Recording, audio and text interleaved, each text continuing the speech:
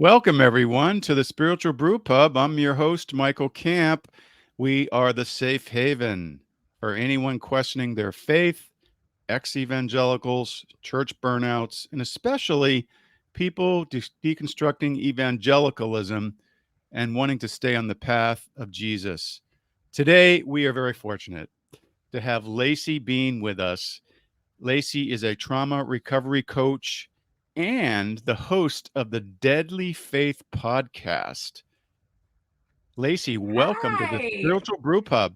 Yes, I'm so excited to be here. Thank you so much for inviting me on. Yeah, I'm really glad you Mm. could join us. We met in recently in Nashville, Mhm. Tennessee at a conference called Awaken, which Yes. was put on by our publisher, Yes. my publisher, and Yes. it was amazing. I mean, that conference just kind of blew me away because Agreed. for me, it was because there was just a whole gamut of people from progressive Christians to atheists and everything in Yes. between.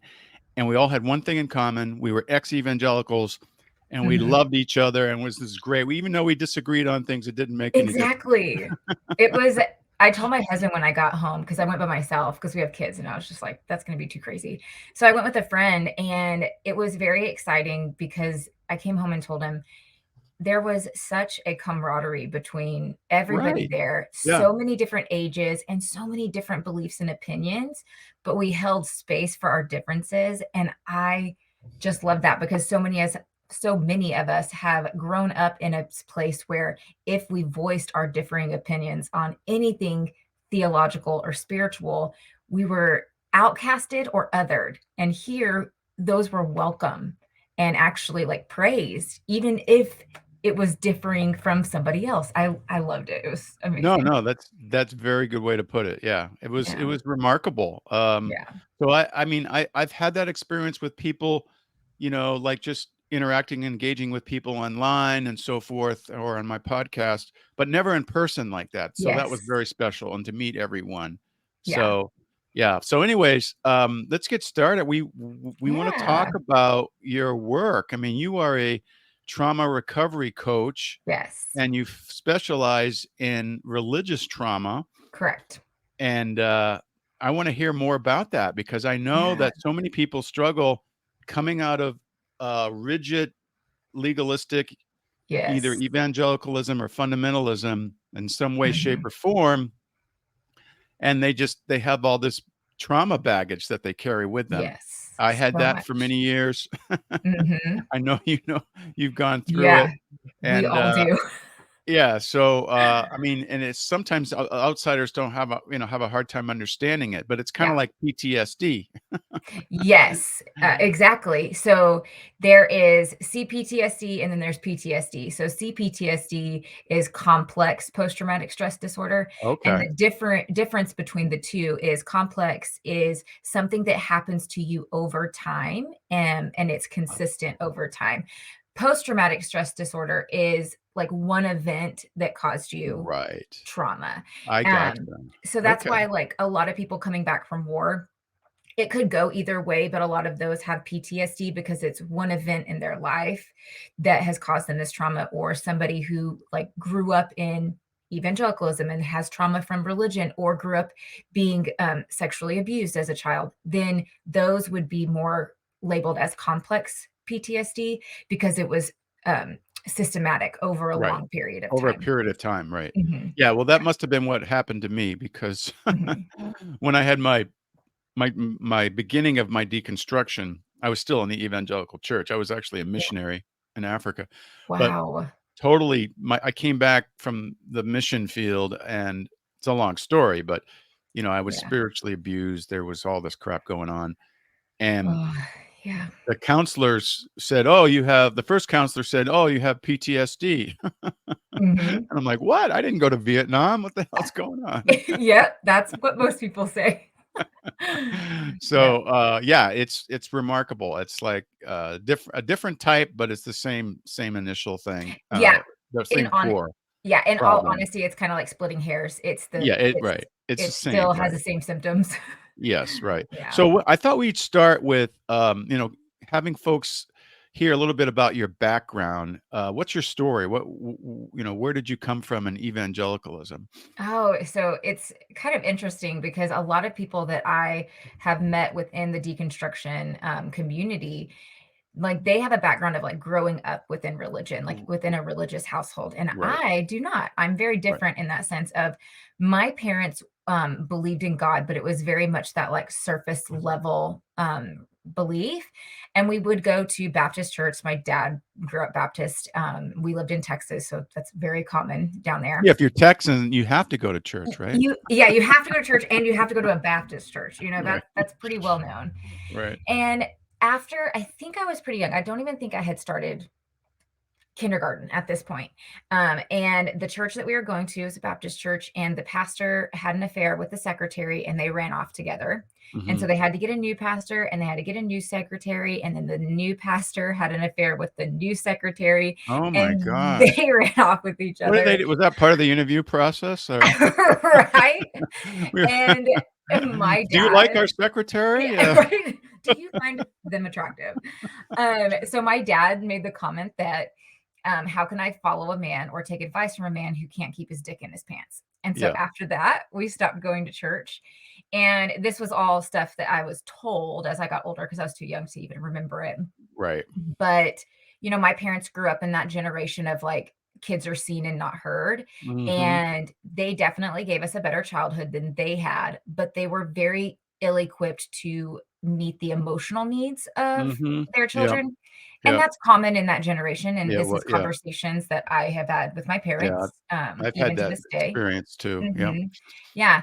I'm lucky in the sense that my parents would definitely admit that they were not there for us emotionally, and they can understand that. And so I threw myself into religion. All my friends were going to church, and I was a young adolescent, and so I wanted to find purpose. And it was my middle school years, which those are the worst years. You're going through Right, puberty, you're trying to find who you are in a sense. You're trying to make friends. There's so much drama. You can't make sense of the world. And I was trying to find purpose and just some kind of belonging. And so I threw myself into religion. I would go to church with my friends very consistently Wednesdays, and then they would come pick us up on Sundays. And the older I got, the more and more devoted I would get to it. And then when I was in high school, my junior year of high school, I ended up stumbling across this ministry that they would meet on Saturday nights. And it was very different than anything that I had ever experienced. It was very Pentecostal in its right, belief system. I told you before we started, it's the Heinz 57 of denominations because they had a lot of fundamentalist beliefs at the same time of being very Pentecostal. And so it right. was kind of just a mashup of like Yep. what they liked and kind of put it all together. Yeah, yeah, Um, no, if I interject a little bit, I was yeah, in a church like that, and they probably think, "Well, we figured it all out, right? Because we got exactly. all Oh, this great variety, and yes. that's really the way we're supposed to do it." Yes. And it's so funny because I said it not too long ago to somebody that basically all of Christianity and all of Christian denominations are just appropriating from somebody else and some either another religion altogether or different denominations. And like, so they had Pentecostalism within it, and they had fundamentalism, and they took a lot of their like, we're in God's army and we're going to take over the world kind of thing from the IFB. And what was it? Was it the IBLP? Like they took some Okay, of their beliefs, and so it right, was a mash. It was a very big mashup. But their Pentecostal beliefs and how being very, very charismatic, um, that was very appealing to me. And they made me feel like I had purpose because, like, this is God's mission for your life. right. You are called to this. You need to be sold out for And Jesus. and you're And you're anointed, we can pray for you, yes, and you'll be anointed, right, yes, all of that stuff. right. So I joined, I I had, definitely believed it was a ministry, for a long time. I was in it for 5 years, around 5 years. Graduated high school early so that I could go to college with all my friends who were also in the same ministry. Oh, wow. And, that's how I got into college was through the pastor. The job I had was, through a connection within the ministry. The family I lived with at the time was a connection through the ministry. So my whole life was tied up within this ministry. And then right as I was getting involved in that, the pastor was systematically keeping me away from my family and causing division. He would tell me that my parents didn't truly love me. Oh, Um, wow.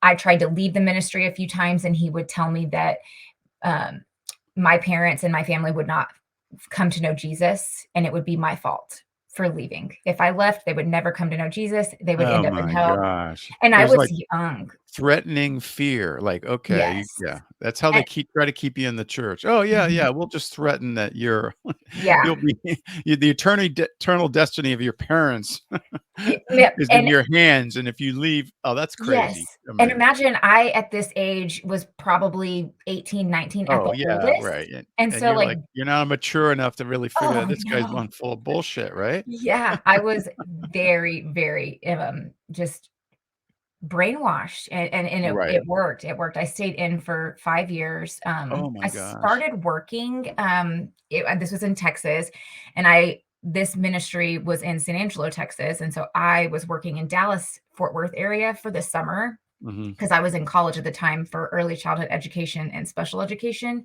And so I went down to or up to Dallas Fort Worth area, and I was doing um, therapy with like autistic kids.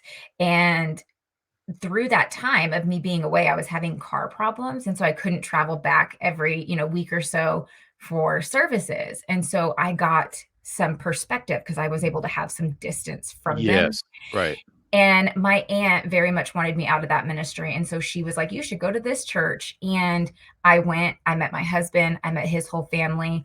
The more his family was learning about it, they were like, It honey, sounds like a cult, probably, that's right? a cult." And I was like, "No, Yeah. it's not, it's not."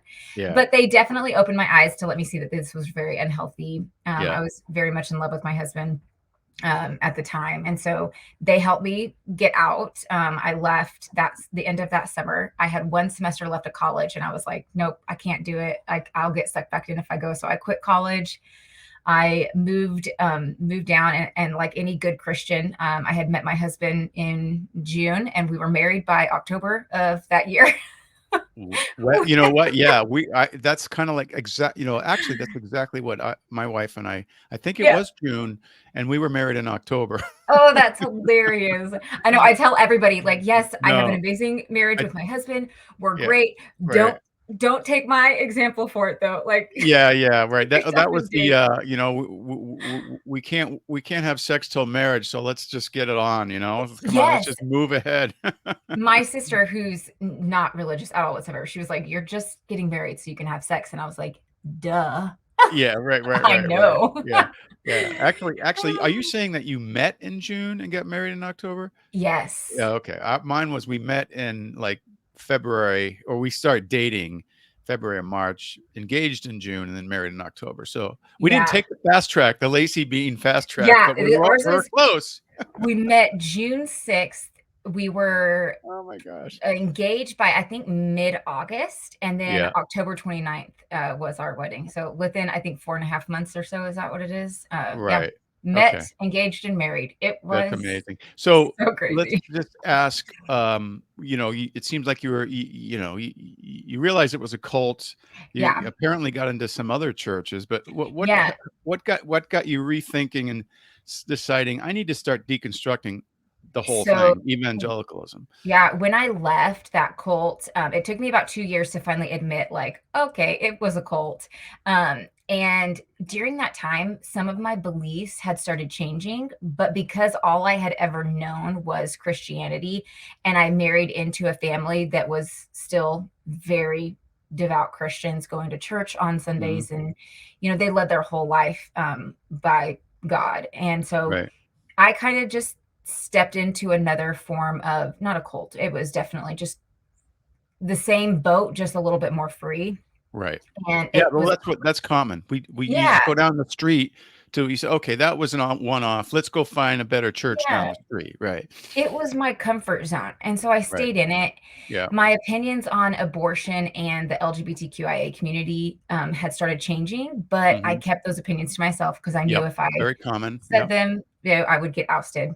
Yep. Now, fast forward through life, we've had 3 kids, and we've moved around move in 2020.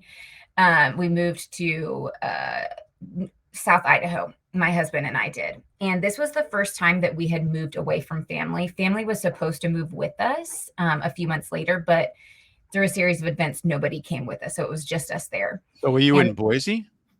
right outside Boise. Yep. Okay. Where Yeah. were you? Caldwell was the town Okay.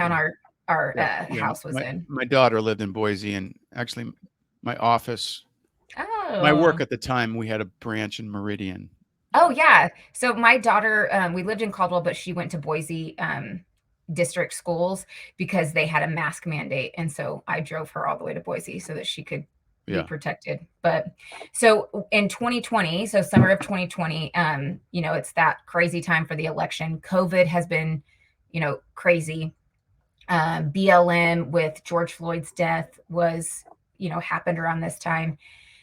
And with the distance from family members, I was able to start seeing the inconsistencies between what was being preached and what was being believed to how we would vote Yeah. as a Right. The Christian political society. agenda.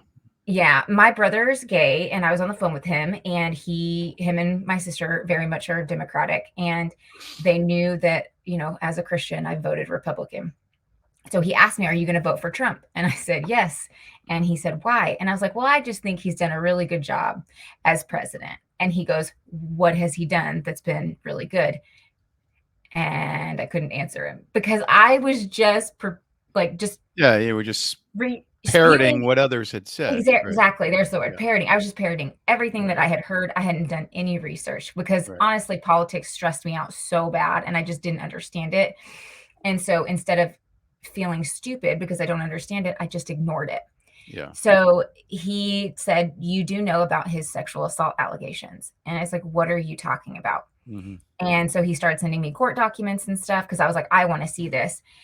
And when I started seeing the court documents and started hearing the narrative of, "Oh, it's just allegations," Hmm. as a sexual assault survivor as a child, Oh, okay. I could not believe victims. Right. And in that moment when I found that out, I knew that I could not vote for him. It literally went against everything I believe in and stood for to vote this man into office because I was like, this is not just one allegation, like this is multiple allegations. And like how are we saying that this is a Right. godly man? And so with that, I got on TikTok and just started consuming a lot of content, political content, Christian content, deconstruction content. It just kind of kept coming at me. And before I knew it, I was deconstructing. My life was falling apart. What Uh, year was this? 2020, all of this happened. Are you talking about the 2020 election? Not the Yes. 2016 election? No, this Okay. is recent. Yeah, Well, I was yeah, gonna say, wait a minute. It's only yeah, 2023. You you yeah. went fast. I went balls to the wall. I just like head first jumped into Right. this. I also have ADHD, so like deconstructing was my hyper focus. Okay. All right. Yeah. So, Right. um, Most of us have a little bit more of a slow process, but that's good. You get out of it fast. That's great. mine and I think it was a slow process because if I if I'm honest, I was deconstructing ever since Yeah. I left the Right. ministry, the cult. Yeah, that's true. Yeah. It just was so little and over such a long time. It was like it was building It was and then the building, and then it comes 2020. to a head, and then I Mhm. get it. That's kinda what happened to me too. Comes to a Right. head, and then finally, I like, "That's it. I'm out of here." It exploded. It Yeah. really did.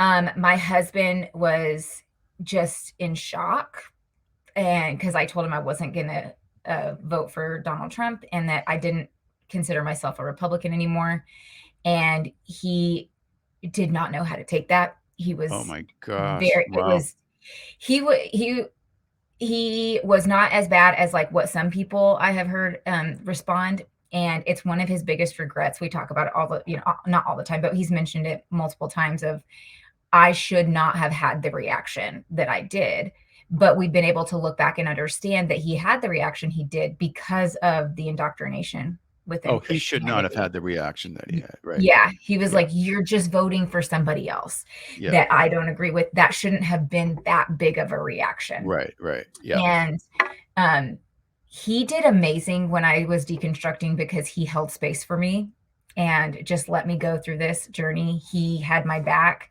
whether he agreed with me or didn't. Oh, He really? he was very much just trying to be there for me, hold space for me, while also in the back of his head freaking out and hoping that this wasn't going to end our I see. marriage So he wasn't or deconstructing it like you were. no, he was not. Yeah. And so that was also very scary because I was like, I'm going to lose my marriage. Right. And it was one of those things. And as you can probably relate to this, there's no turning back. You can't That's unlearn right. what you've Oh, yeah. learned. You That's can't true. unsee. Right. That same situation, my wife was not deconstructing at Mhm. all when I started. Yeah. Yeah, and it's so hard. I would go to the bathroom and I would just cry taking a shower. I'd sit in my closet and just, like, let myself cry and feel it Oh, all. no. I was very much alone. I didn't have friends close by. Nobody understood what I was going through. Those that knew what was happening were saying that I was being led by the devil, Oh, yeah. and it was just very it was very hard. I ended up Yeah. doing life coaching with, Pastor Paul on TikTok. I don't know if you know who that is. No. Mm-mm. So I did life coaching with him and like 6 other people, and that like, healed so many different parts of me, Cool. Now that wasn't and addressing religion though. That was just life coaching. that was just life coaching. Now religion Yeah. had a, part in it just because of, like, what I was going through, and he would do Mhm. one-on-one, sessions throughout I think we did it for, like, 8 weeks or something like that, maybe even Yeah. longer, might have been Yeah. even longer.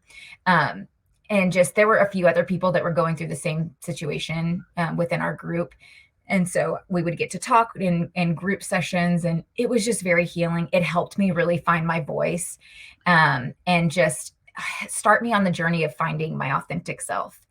And when I started that journey, I was like, you know what? I'm done feeling alone in this process. And so I was like, I'm going to start posting to TikTok. And so I made a TikTok video and about how Christians were annoying me because they were focusing on Little Nas X's Satan shoes and making a big deal about that instead of actually focusing on what, big problems we have in the world. And I took that video and I posted it to Instagram and I posted it to Facebook because I was like ripping off the band-aid. I want everybody to know I don't Right. agree with you guys. Right. I voted for Joe Biden Right. and I'm a raging feminist, so get over it. Get over it. Right. Yeah, and it it started from there. It was very much out in the open, and Yeah. TikTok Well, started. Yeah. I love your videos. Oh, I mean, thank you. I'm watching the Instagram ones, and Yes, yeah, you have a really good way of delivery. I mean, you're just thank like very you. personable and and funny. It's just a little Thank you. subtle humor in there, and it's great, you know. And Yeah. but you're being vulnerable, you're being transparent, you're saying it like it is, and people like that. Yes, and that's like, it started out as just somewhere I could share my story and what I was going through, and people are commenting and being like, "Holy crap, I feel the same way. I've been going through this." Yes. It was Right. COVID, and so we're Right. all like, "Why Right. are Christians denying COVID or didn't, not wanting to Yeah. wear masks and like this Right. goes against Jesus," and just a place for us to vent about just the direction Yeah. of Christianity and how it was Right. going. Right. Yeah. And it So yeah. no, So go ahead. well, go ahead and finish your thought.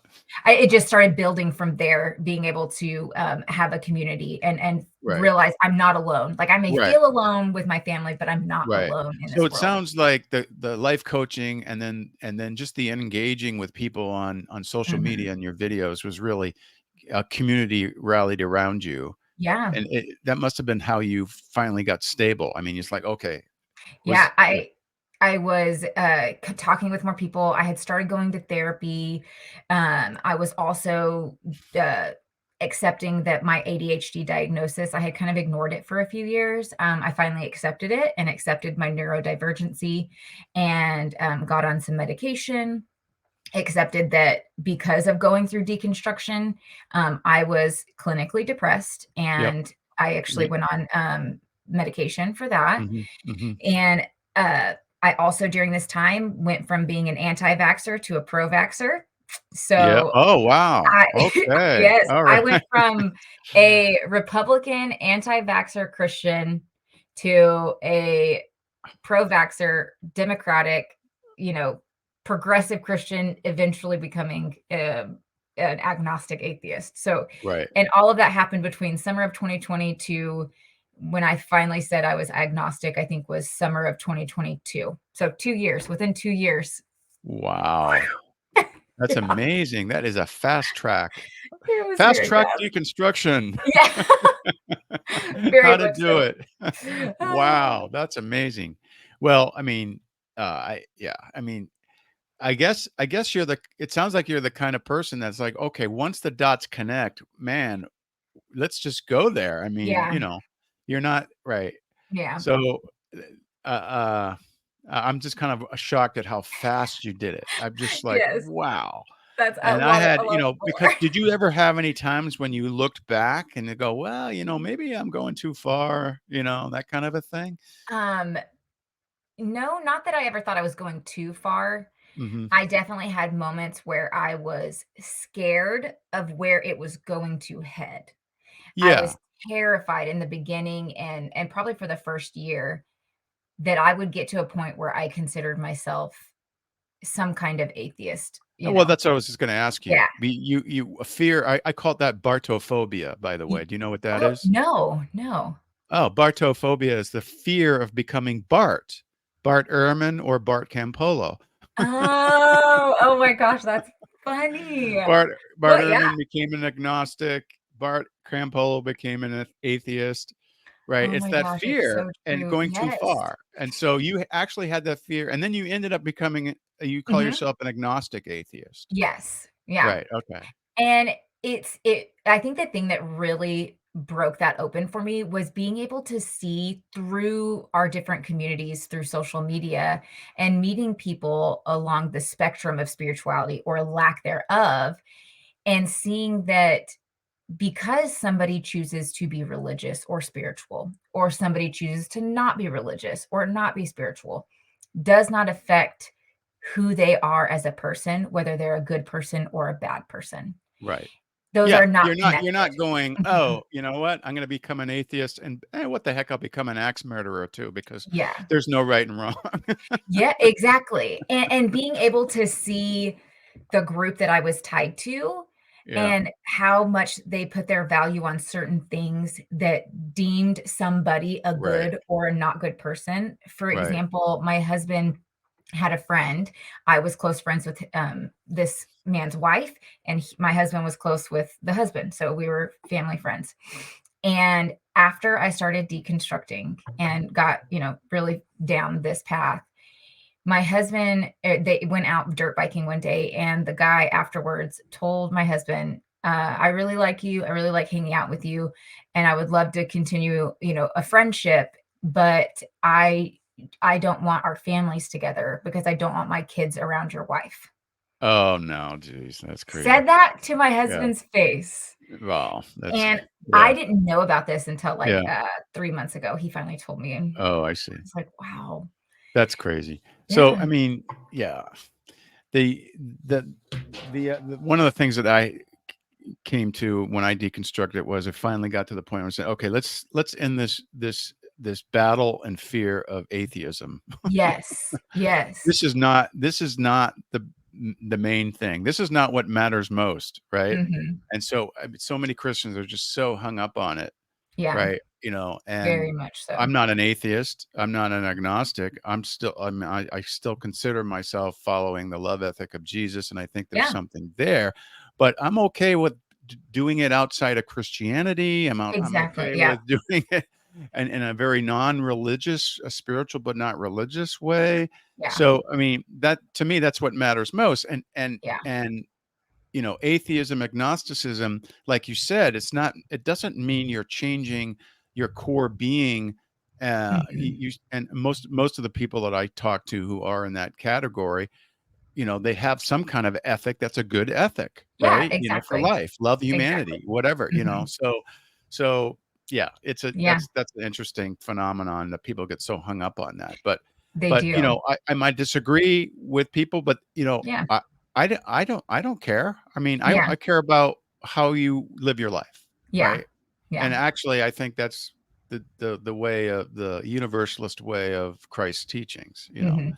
And I've So told people, like, if there is a God and he so desperately needs me to have an unwavering, yes, I believe he is real, or no, I don't believe he's real. If he desperately needs me to have that opinion in order for me to get into heaven, then I'm going to go out on a limb here and say that's probably not a place I want to be right. with somebody who's that, you know, finical about somebody's beliefs. Yeah, right. And so I was Well, like, if God is who God is, and you believe that he's this loving person or this loving deity, then my choosing to live life by love and loving everybody and having open arms and trying to be a somebody who helps my community and love my children and be a good person, then he should be fine to let me into this heaven that he no, calls. yeah, you're absolutely right. Yeah, I mean, I think that's what he even taught that. I mean, you know, if you exactly. did it to the least of these, you've done it to me. And they're Mhm, like, when did we do it to you? It was like, you know, so even C.S. Lewis has that kind of notion in one of his mhm. books, you know, Yeah, that there was this guy who was worshiping the false god, but he was a mhm. really good person. And so he said, well, you know, because of your goodness, because of what you're, you know, how you lived your life, you were actually, that's where I was, and so I Yeah, accept you. Right. yeah. So Mhm. anyways, I wanted to ask you, like, Yes. what got you on this path? I need to become a religious trauma coach. What did you Yeah. see? What are the problems and needs that you saw? They said, I want to fill that need. So there was, again, Pastor Paul. He has a podcast, and it's called is it's still called that? I think it's called um oh my gosh, what is it? Even I cannot think of what his podcast was called at this It's all time. right. I'll think of it, but Well, when you think of it, we'll put it in the notes for the podcast. So. yeah, there we go. He was doing interviews, and he had done an interview with Rev Carla, and she's on TikTok if you don't know her. And Mhm. he let me listen to the podcast episode before it went up, and I was listening to it, and she starts talking about religious trauma, and I was like, "What? That's a thing?" And so it sent me on this major deep dive into religious trauma. And I had so many epiphanies of that's what I had been dealing with. Right. And realizing going to actual therapy that there are a lot of therapists, not all, but there are a lot that are not equipped to handle religious trauma because religious trauma and religion in itself is so taboo to talk about because it's something that is seen overall as something that's very good and positive in somebody's life. Right. But Right. it's just in the last, couple decades that we've really been like, hey, maybe this is traumatic. And it all started by a woman, Marlene Weinell. She Hmm. is a psychologist, and she wrote the book Leaving the Fold. And she's actually the one who coined the term religious trauma syndrome, Oh, okay. RTS for short.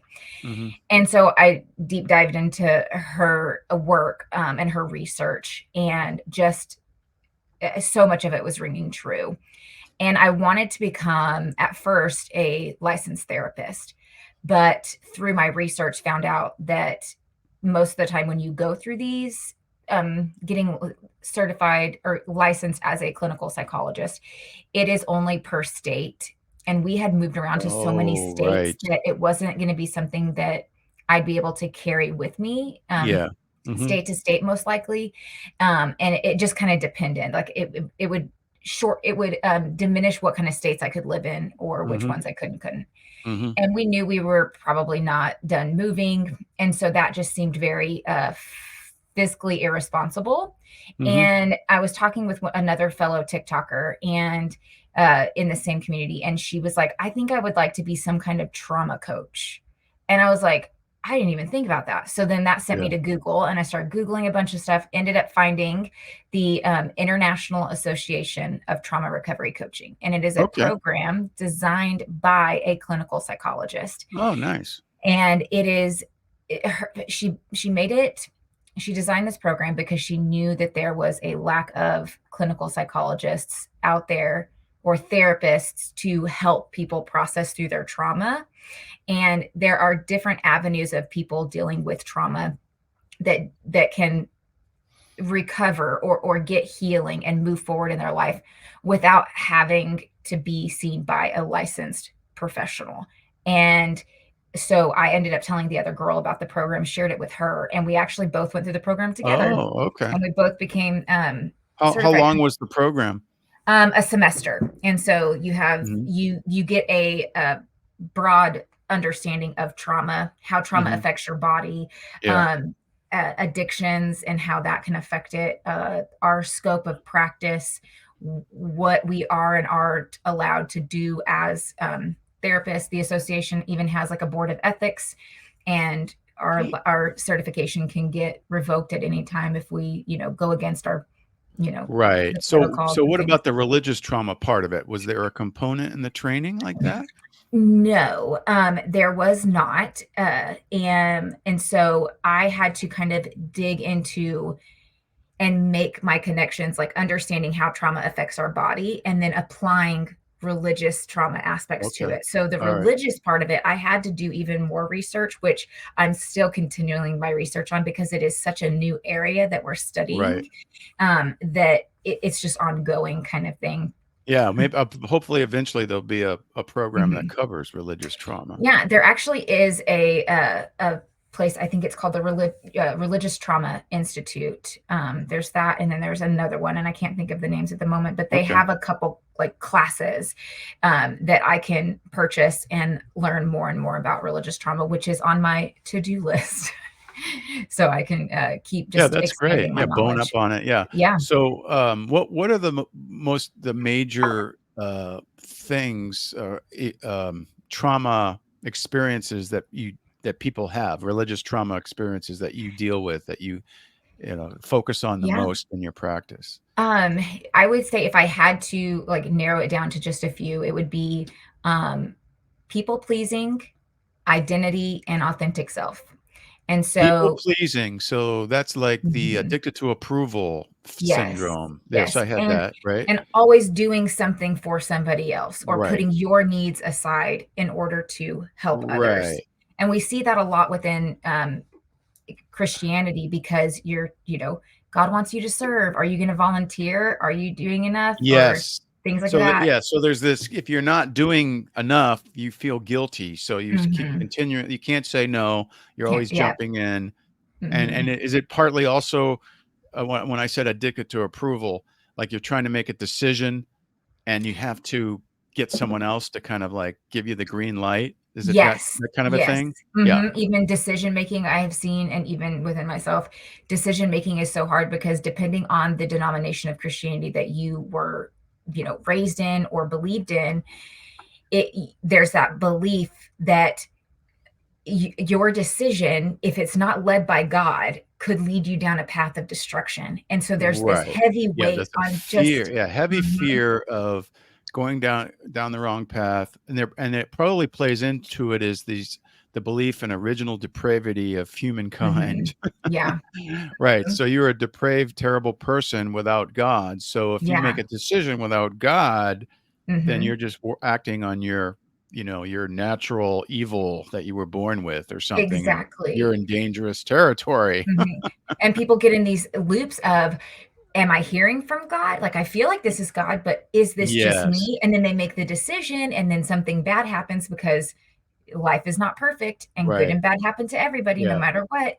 But when that Right. bad thing happens, they go to, "Oh, well, I must have made this decision outside of God's will, and so Right. that's on Yeah, me." right, or I must have done something to screw it up, and now Mhm, God is not blessing me anymore, mhm. so "Oh, I didn't pray enough," or "I didn't," yeah, right. mhm. Yeah, Yep, right. So, exactly. okay, alright, I So relate to all this stuff. This is great. I'm mhm. getting, some Yeah. coaching right here. Yeah, heck yeah. So what else did I say? So people pleasing, what was the other one I said? You said Identity. 3 different things, I think. Yes. So people pleasing, identity and authentic self. So identity, their whole world is tied up within their beliefs, their religious beliefs. They have, that's where they find their purpose. That's where they have spent their life. That's their community. And Mhm. like you've probably seen, when you step away from that, you lose so much. You Right. lose friends, family, relationships, like everything just starts crumbling.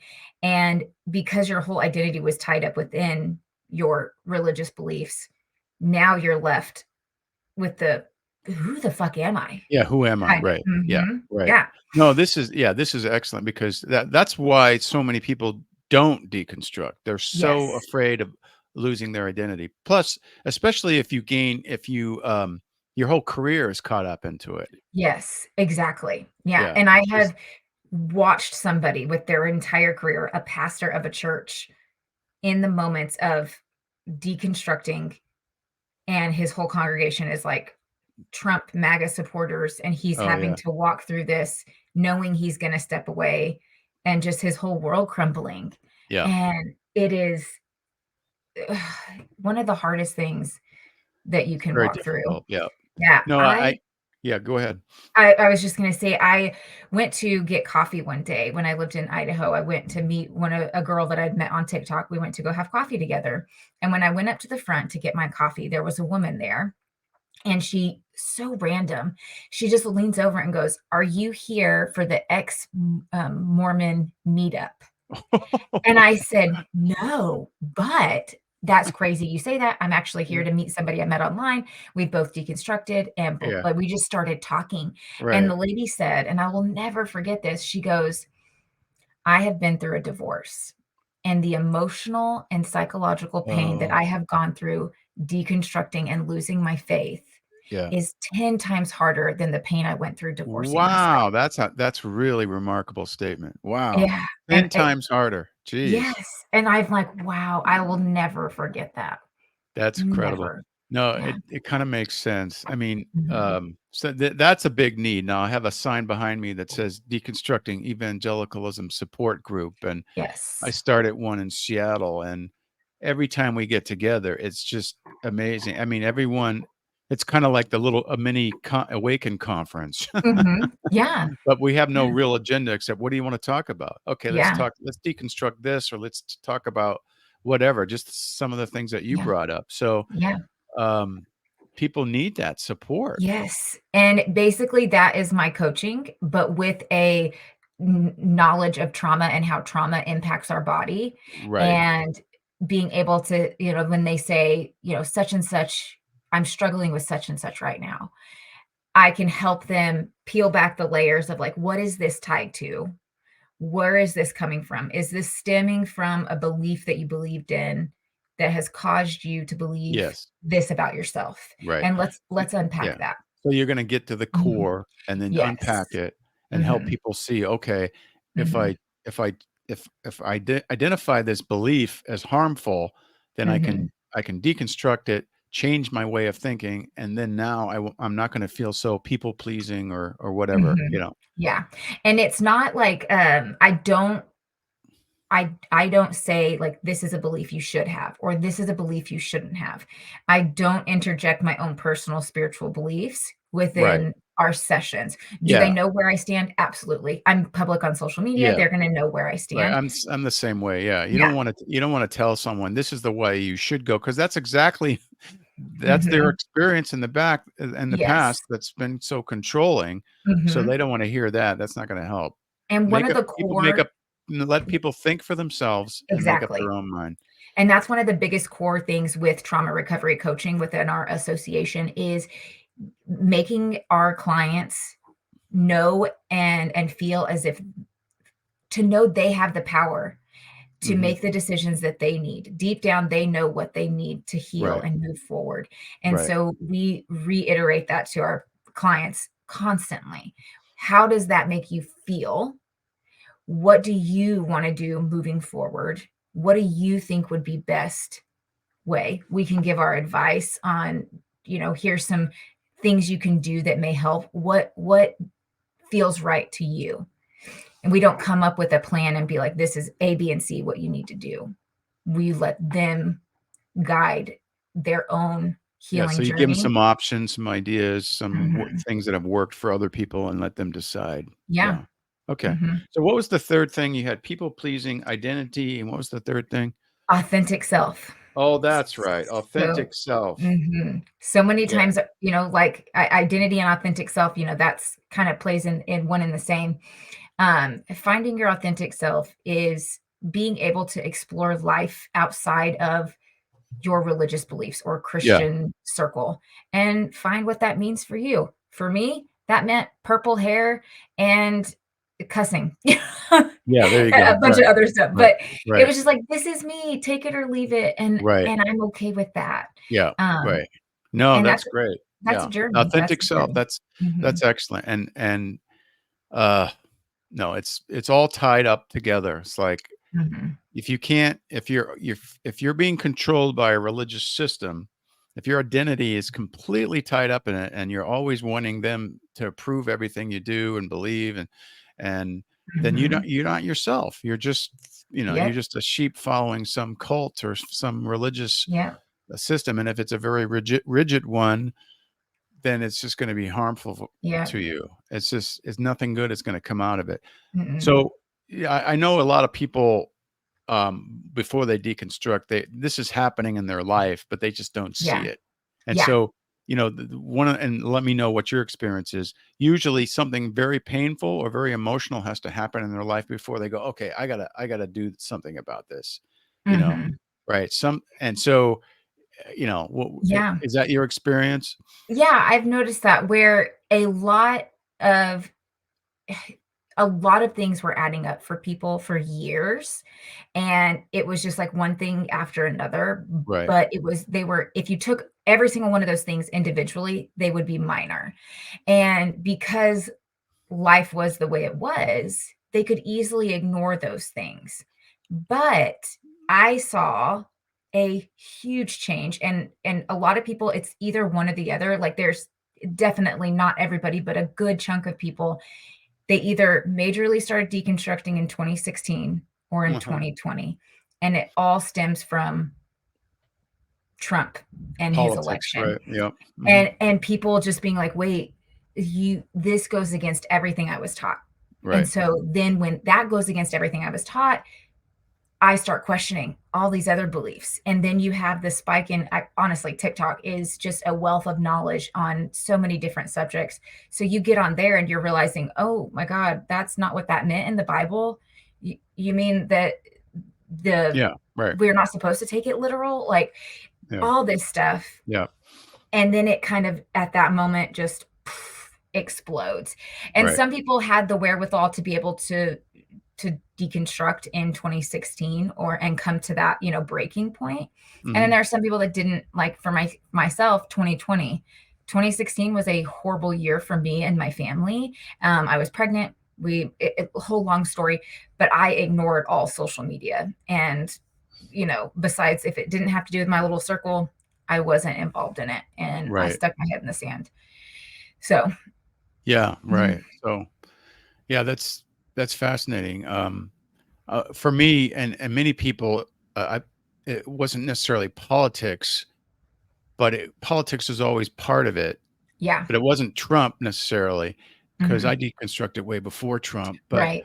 there's all these other things that can happen, and spiritual abuse is a big, huge thing. Like, Yes. and Yes. just seeing the church just like abuse people, and you don't necessarily see it until you maybe get into leadership or or Mhm. someone starts attacking you because whatever you're defending your gay son or lesbian daughter Mhm. or whatever, Yeah. and so something like that is often very common as well. Yes. And when you go through that and you're having to sit with it and try to process it, but then when you try to bring it up to other people, a lot of times the response is, "Well, it's not all churches. Well, it's not Yeah, all right, this." right. And it's Yeah, like, that's not right. Those aren't true Christians. That it's not all churches, yes. and that's true. I mean, there's some truth to that. But then when you go down to the church down the street, and then they have a problem, and then you go down to another one, and they have a problem, you start Mhm. to see a pattern. And Yeah. so one of the things that and I was going to say this, my Yeah. specialty, you talked about, people understanding, well, the Bible actually doesn't say that, or that's mistranslated, or that's Mhm. misinterpreted, or you don't understand the Bible's culture Yeah. or some other aspect of history. That's my specialty is like, okay, let's look at the history I love of how that. the Bible was compiled. That's a big one. Mhm. If you figured out, if you knew how the Bible was compiled, you probably wouldn't believe in inerrancy anymore, Oh, yeah.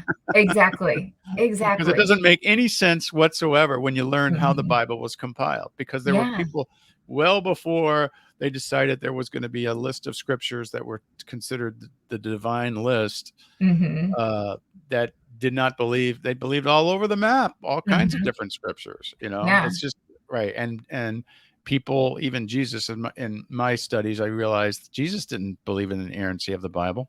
Yeah. It's Yeah. like he didn't And I treat the Bible that way. no, and I think it's hard. I even have, like, somebody I know that when inerrancy went out the window for them and they learned the cultural and historical context Yeah, to the Bible itself, yeah, their religion went out the window because they felt so lied to yeah. and And betrayed. that is the Mhm. problem that I see, is that we're taught, even society teaches this, to Mhm. look at the Bible in black and white. Yep. It's either all true, inerrant, or not reliable at all. And Mhm. it's like when you actually deconstruct it, you realize some people, like you said, some people just, well, that's I've been taught black and white, so if it's not Yeah. true, I'm out of here.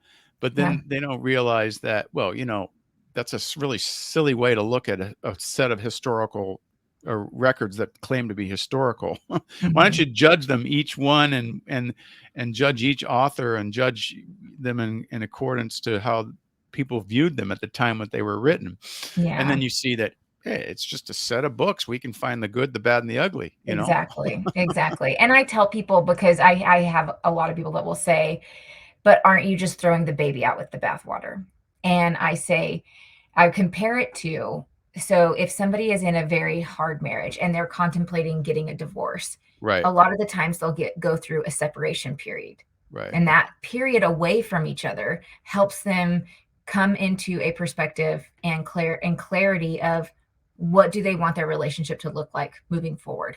I have seen couples do this and they get back together. I've seen couples do this and they get Yep, divorced. yep, It's just what is their situation and what does that look like?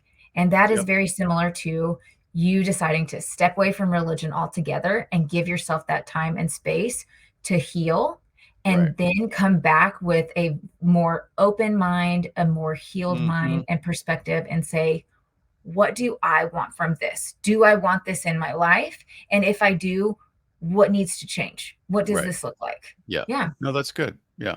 No, Mhm. yeah, everything I relate to, everything you Yeah. said. Yeah, even in our marriage, we had that separation time and we came back Oh, together, wow. but, it's you have to do something like that Yeah. to get perspective. So, a couple more Yes. questions. Yeah. What do you think is, like, one of the major or most dangerous beliefs or doctrines that people hold, that basically pull them into be traumatized in their life? Oh, mm, to pick one is Well, so not one. hard. Let's just say, give you a couple. Okay. Just name a few. Okay. Um, Definitely one of the ones that I think is like if I'm talking about physically traumatized, would the belief of the whole spare the rod, spoil the child. Oh, right. I have seen that time and time Yeah. again on Okay. a spectrum of abuse. Right. We actually are covering a case. I do a podcast, Deadly Faith, like we talked about earlier. It's a true crime podcast, and we cover religious crime. And Yes. like that's cults That's and the things like Deadly that. Faith podcast, folks. Yes, yes. And the cult that we just recorded, the cult's teaching on spanking was, I don't know the exact verse. It was in Proverbs, but it was something along the lines of how blows to a person is good for them, and Yeah. basically beating, not just spanking, but Punitive, like retributive, y- physical violence. That's all yes. good for you. It's all good, and seeing how many churches, denominations, communities, affiliated to religion have weaponized that and how traumatizing it has been to multiple generations. Yeah, that definitely. Mhm. I talk about that in my book, but Oh, that's behind me awesome. too. Yay! Right Breaking there. bad faith. Yeah, so Yay. that's one of the bad faith things to break, that idea that Mhm. punitive, retributive, even violent, uh, actions towards people is a good thing Good to thing. get you Mhm. back on the track, or just to punish people for punishment's sake. That is not Yeah. the path of Jesus, that as I No. make the case. So Yeah. what else? Anything else that you think of? Definitely the beliefs on the LGBTQIA community and Yes. not understanding or Mhm. having an open mind to science. And with that comes the belief that the Bible is inerrant. Because Yes. if you It's all have tied up. Yep. it all is tied up. And if you Yep. have that belief that the Bible is inerrant, you don't have an open mind to accept factual science that is being No, done that's and right. research to validate that That is validating Yeah, the experience of so many people here on earth. right. And it is so traumatizing to Yeah, so no, many that's people. that's where I start in my deconstruction workshop. We say Love it it. starts with the Bible. Mhm. If you can deconstruct that one thing, the inerrancy of the Bible, that solves a whole lot of problems. Mhm. Yes. Yeah, Yep. so And that's yeah. the one thing that I have a hard time, having conversations with certain people, in my life because they believe in the inerrancy of the Bible. And so they would say in one breath, "I don't know I don't know what what to believe about the LGBTQIA community." But then in Yeah. the other breath say, "But the Bible is very clear." Yeah, right. Yeah. No, And actually, the so Bible is not very clear because you're looking at it with your 21st century eyes at Mhm. Yep. an ancient document, ancient culture, and you don't know what's going on. No, no, You don't know no. what they're really talking about. You're missing So so much. you're missing so much, right? Mhm. So that's very interesting. So Yeah. inerrancy, retributive narratives or actions, spanking in particular. Mhm. How about the doctrine of hell? Is that a big one? Oh, absolutely. Yes. And there's a book, I don't know if you have seen it yet. It's by Mark Harris. It's The Hmm. Diabolical Trinity. And Mark is a licensed psychologist and he like breaks down how hell is traumatic to us. Hmm. And like what is it? It's right up here. Hold on. It is Healing Religious Trauma from a Wrathful God, Tormenting Hell, and a Sinful Self. And it's the Diabolical Oh, Trinity. wow, that's cool. Okay. And I recommend this to so many people Oh, because it yeah. is a great place to start. And I love that it's written by a licensed marriage and family therapist, out of California. And he breaks it all down and how, I mean, that belief in itself can be so traumatic and it starts at such a young age. All of the other stuff starts later in life. That is one that started so young because when kids get saved, they're literally being saved from going to hell. So they're being taught that hell is this real place that they could burn for eternity. And that's something I don't teach my kids. Absolutely not. Oh my gosh. And That's we had a amazing. neighborhood kid that came over not too long ago, and he starts talking about when Jesus comes back and the world's going to catch fire and this and Yeah. that. And my mother-in-law was like, "We stop talking about that. We don't. No, that's not going to happen." And she's like trying to get him to shut up because Yeah, right. she knows like No, that would that's traumatize my kids. yeah, that's huge. I mean, yeah, I talk about that in my book too, The Doctrine of Hell. Mhm. It's just crazy the things that we teach. And even if you're not a hellfire and brimstone preacher, so that, Yeah. if you go to some churches, that's all they preach and they Yep. really out Mhm. in the open. But even if you're not, it's there underneath. Oh yeah. I believe me, if you ask questions, you'll find it there, and they won't teach on it very often, but they'll teach on it enough to let you know that, hey, that is hell still there, folks. That's Mhm. real. So It's still a pillar of their foundation. They've yes, just wrapped it in glitter and fancy tulle, but you yeah, don't see it as bad as you what it don't really see is. it as often, right? Until finally it comes out, right? Yeah, That's and you're true. like, "Oh, okay." So, all right, that's good. We've got a lot of information here. Finally, what types of services and content do you offer? Workshops, Yeah. personal coaching? What do you do? So right now I'm offering personal coaching. So 1 hour sessions, is Mhm. the normal, are $75 a session, or I do bundles, and you get a little bit off. Or if you buy a bundle of 5 sessions, one of those sessions is actually free. And it always starts with a 30-minute consultation because I want to get to know the person. I want the person to get to know me. And that helps us both get a feel for like if we want to work with each other, if we're the right Mhm. fit. I have a scope of practice, which is religious trauma. And let's say somebody came to talk to me and they had religious trauma, but they also had miscarriage trauma. Miscarriage is not something that I've ever experienced. And so that's not something I could help them walk through because I don't have a personal connection to it. So, what I would do then is go through our association and try to help them find somebody that would be better suited to work with them. Right. I And got you. so Yeah. we always put the needs of the client Right. before our need Yeah, so you every make sure single there's a time. good fit there for you, and it sounds like you're Absolutely. not pretending to be a therapist. No. You're pointing people to therapists when they need them, but you're supplementing the work of a Yes. therapist. Many of my clients have a therapist along with me Yeah. as their coach. Oh, good. Now, there are, I do not work with anybody who's a minor. I'm not Right. allowed to do that. I also don't work with anybody who is in an active addiction.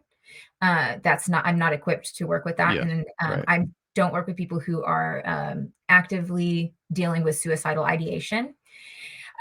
If I was to work with a client and then through us coaching after a handful of times, it comes up that they are Mhm. dealing with suicidal ideation, we stop coaching at that moment and we have emergency protocols at that point and an Yeah. emergency plan in place to help them uh, get established with a licensed care professional. Right. If the licensed care professional signs off on us continuing to work with them, we Then you can do can, it. Right. but only if the licensed professional says yes, and that's Right. okay. Um, Yeah, okay, that so makes yeah, sense. Yeah, so we have protocols. you're really careful to work with the right people and not Yes. to go outside your expertise and Mhm. to realize, hey, other Yeah, and it's very key that there are therapists that are brought in to help the person correct. when that's needed, and Yes. you're not trying to take over that that No, and ground. we have paperwork that we fill out. We do, Yeah. not emergency, but, safety risk assessments every so often to make sure that where the client's at. So we're Yeah. gauging that. We take an intake form. We know what all the kinds of medication that the client is on. We don't do any diagnosing, but we Mhm. like to know what kind of medication they're on because we do have an overall view and understanding of psychotropic medications. So we know the side effects, and so we can be aware of them, and if we Oh, notice yeah, that makes something, sense. just be like, Right. "Hey, I'm a little concerned. I think you should go talk to your doctor and Right. see if something's related or if your medicine needs to be adjusted." Yeah. I'm not sure, but I Right. my That makes recommendation is sense. to go talk to your doctor. Yeah. Right. Okay. Hey, Laci, this has been wonderful. We ran out of Yes. time. So thank you Aw. so much for coming on. This has been great. I think people have Yes, gotten thank a real you. understanding of what uh, a trauma recovery coach is who specializes in religious trauma. And Yes. if you need that service, go to Tracy. How do the people find you? Yeah, so you can find me at lacybean.com. I have a website and you can really Okay. pretty much find every link from there. But also on social media, it's Laci_Bean. I think on Instagram it's like two underscores and or something like Okay. that. But it's pretty easy to find if even if you just Google my LacyBean.com name. and the Yeah. Instagram, Lacy__underscore bean. Yep. Oh, you got to check out her videos, folks. They're Thank really you. good. So They're the same pretty much on both platforms. I on both cross post. platforms. Okay. Yeah. All right. They're the Yeah. same. Right. Yeah, So that's and great. one last thing, if you don't mind, Yeah. I actually created a course for people who are deconstructing to understand the trauma that it causes, Yep. and I am working on getting that, course up and Oh, going okay. so that it's available for people for free. So it gives them Nice. a good understanding of how this stuff has affected So you're going to them. have a free course to A supplement free course. what your Yeah. professional work is. Right. Yes, and I used to sell it, but I don't feel right on doing that. I want people to Right. have access to it for free. So I'm working on that. So stay tuned. Find me on I will post it across all my social media and on my website once that is up and going. Right. Okay. Yeah. That sounds good, man. Thank you so Thank much you. again. Thank you for having me on. Yeah, we'll have to compare notes more, and at Absolutely. there'll be more information about Laci and the notes for this podcast or on YouTube. So, folks, hope to see you next time on the Spiritual Brew Pub, where we always have entertaining and